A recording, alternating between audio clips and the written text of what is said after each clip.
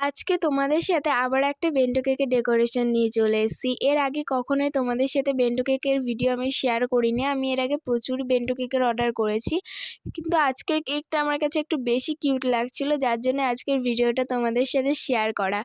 তো এই কেকটা অর্ডার করেছিল আমার একটা ফ্রেন্ড, ওর মা বাবার অ্যানিভার্সারি উপলক্ষে বলেছিল আমার মতো করেই করে দিতে। ফ্লেভারটা যেন হোয়াইট চকলেট গানাচের মধ্যে রাখি আমি। তো আমি এখানে কেকটাকে ভালোভাবে সেট করে নিয়েছিলাম, আর ওপরে কিছু হালকা রেড কালার দিয়ে টাচ দিয়ে নিয়েছি। এখানে বক্সে বসাতে গিয়ে দেখো একটা সাইডে ক্রিম আমার উঠে গেছিলো, তাই আমি আবারও ভালোভাবে একটু ফিনিশিং দিয়ে নিয়েছি। তারপরে রেড কালারের ক্রিম দিয়ে আমাকে ও লিখতে বলেছিল, সেগুলো কিছু লিখে দিয়েছি।